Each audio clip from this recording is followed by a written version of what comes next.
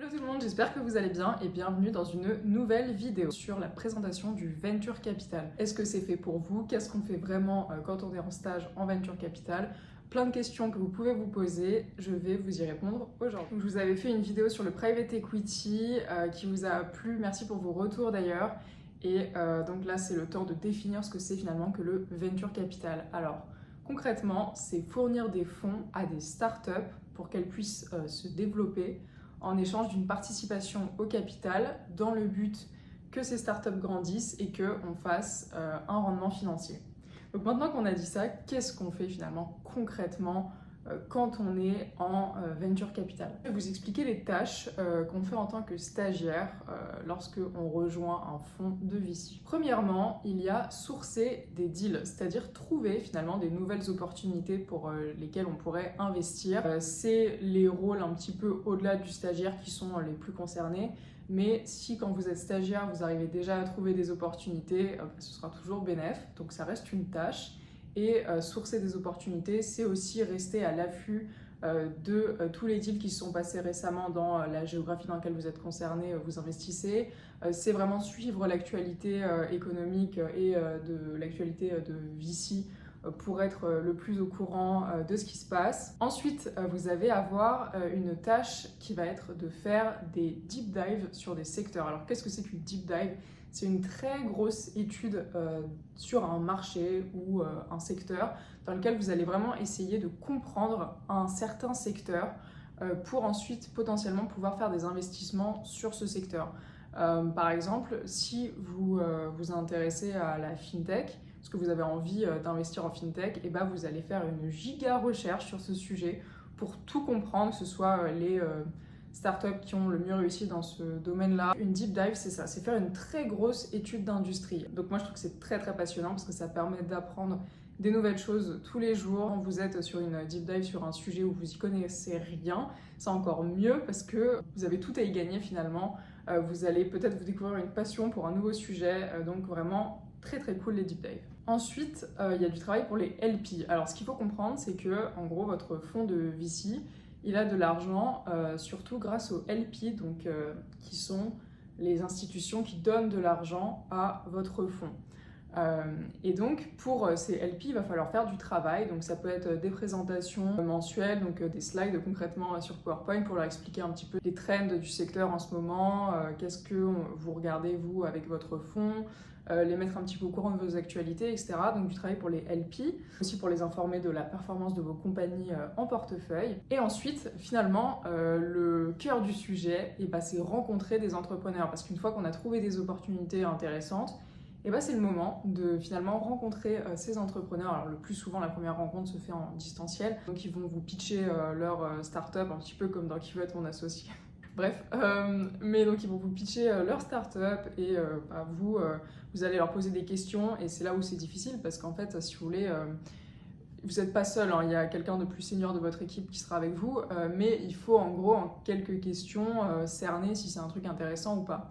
Si jamais la startup passe cette première étape, elle va passer sur une due diligence qui est un petit peu le même délire que ce que je vous avais expliqué pour le private equity, mais ça va quand même globalement moins loin parce que c'est des boîtes qui sont encore au début, ça dépend du stade auquel vous investissez, mais au début de leur vie, donc il n'y a pas d'EBITDA positif, elles ne génèrent pas de revenus nets, etc. pour la plupart. On est au début, si jamais vous arrivez à la phase de due diligence, vous allez vraiment étudier les compétiteurs, le secteur, le marché, est-ce que, la taille du marché, est-ce que c'est vraiment porteur, est-ce qu'il y a vraiment moyen que cette entreprise-là explose dans le futur. Vous allez regarder leurs chiffres, leur modèle financier. Vous allez étudier aussi la technologie. Est-ce que la technologie derrière cette entreprise est vraiment unique ou pas? C'est plein de questions auxquelles vous allez essayer de répondre pendant la phase de due diligence. Et à chaque fois, vous allez donc revoir l'entreprise, poser des questions, etc. Si jamais ça va au bout, ça devient un investissement de votre fonds de venture capital et donc une compagnie en portefeuille. Alors, vous avez moins le côté compagnie en portefeuille que quand vous êtes en private equity. Parce que le VC en général c'est des investissements minoritaires, donc vous n'allez pas genre demain décider de changer le CEO de la boîte quoi, mais ça n'en reste pas moins qu'il y a quand même du travail de compagnie en portefeuille. Ensuite on va parler de la charge de travail, parce que je sais que notre génération s'intéresse énormément à la charge de travail, est-ce qu'on a encore une vie perso à côté, etc. Alors ça dépend de votre fonds, bien sûr, ça dépend de votre équipe, mais globalement je dirais que la charge de travail est un petit peu moins intense qu'en private equity quand même. Ceci dit, il y a ce qu'on pourrait appeler du travail extrascolaire dans le sens où il va falloir que vous vous cultiviez sur différents sujets, que vous lisiez beaucoup pour être finalement à la page des dernières technologies. Et en plus de ça, beaucoup de networking, beaucoup de social, il va falloir participer à des événements de VC, à des événements avec des startups, pouvoir rencontrer des gens parce que le VC c'est aussi beaucoup de social, parce que les bonnes opportunités sur lesquelles investir, on les trouve aussi grâce à notre réseau finalement. Pas uniquement en faisant des recherches internet, c'est pour ça il faut développer un très gros réseau, il y a une énorme part de networking en venture capital. Je pense que quelqu'un d'introverti aura moins de difficultés en private equity sur ce point-là qu'en venture capital ou en private equity quand on est junior. On a peu de networking entre guillemets obligatoire à faire, hein. C'est surtout d'être à son bureau et de travailler. Le VC, il y a une grosse part d'assister à des événements, des conférences et tout. C'est ça qui va vous rendre meilleur également. Donc du coup je dirais qu'en qualité requise, il faut être curieux, sociable et il faut aimer le risque. Il ne faut pas avoir une aversion au risque énorme parce que vous allez investir, ça dépend du stade bien sûr, mais vous allez investir sur des boîtes qui sont risquées, dont la croissance n'est absolument pas garantie, même si vous avez fait toutes les études possibles et que vous y croyez. Si vous avez investi dessus, il se peut que la boîte crache en venture capital.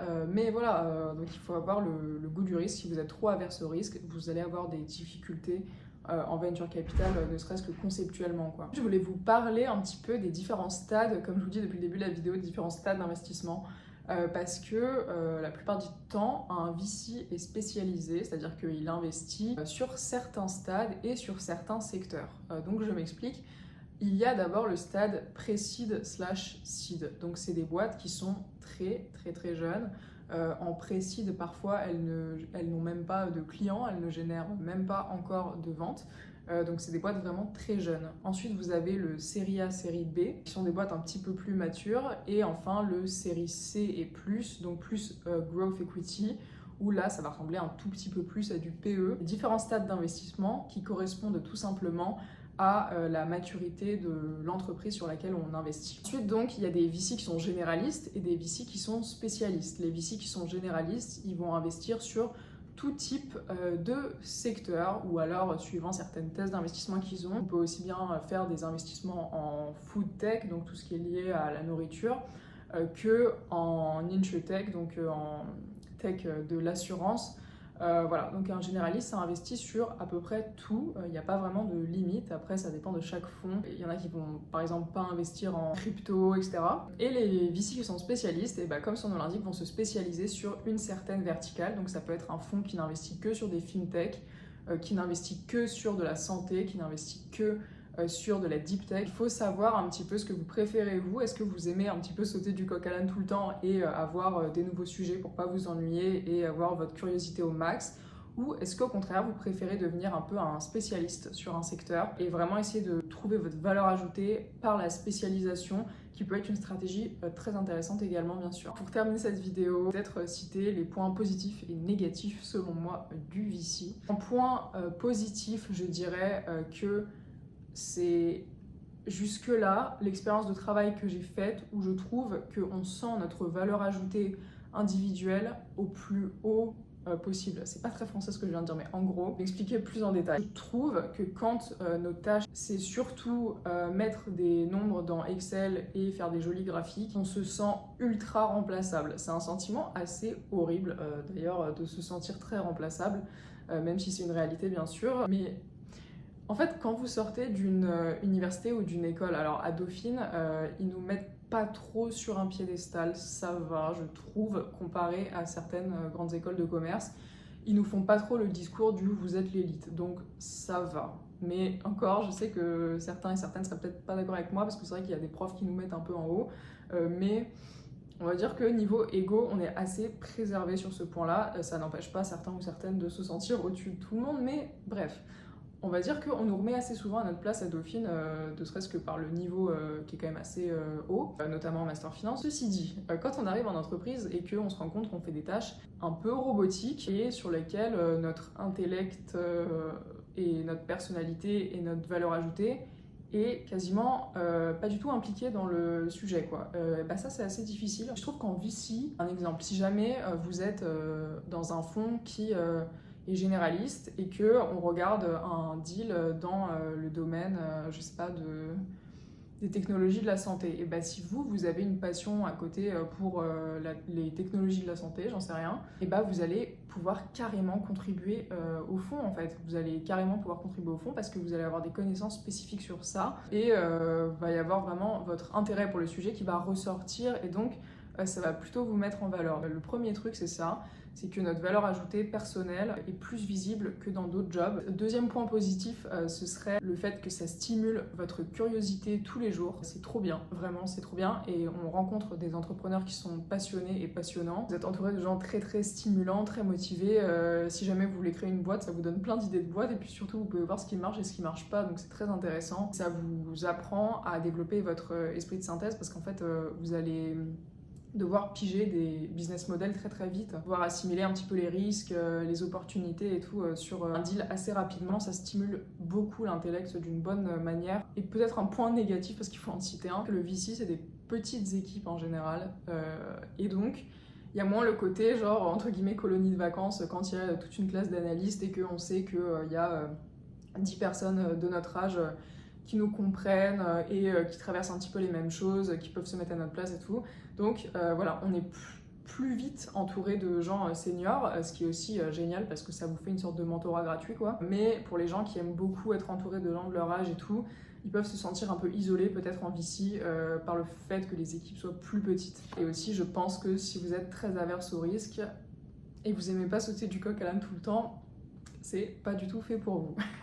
J'espère que ça aurait répondu à vos questions sur le venture capital. Alors pour vous dire, si là vous êtes en master finance et vous cherchez un stage en VC, écoutez, alors évidemment rien n'est impossible et bon courage, mais je n'ai jamais reçu autant de demandes, de messages sur le VC que sur n'importe quelle autre branche de la finance. Vraiment, les gens sont ultra intéressés par le venture capital. Donc il y a beaucoup de monde, c'est très très compétitif, j'ai l'impression que c'est un peu le nouveau truc à la mode, quoi. Je comprends parce que c'est très intéressant. Les gens sont un petit peu dans la désillusion du M&A en ce moment, j'ai l'impression de notre génération. Et voilà, n'hésitez pas si vous avez d'autres questions, je réponds avec plaisir, soit dans l'espace commentaire, soit sur Instagram @manonsfit. Suivez-moi, likez cette vidéo et moi je vous retrouve bientôt pour une prochaine vidéo. Salut!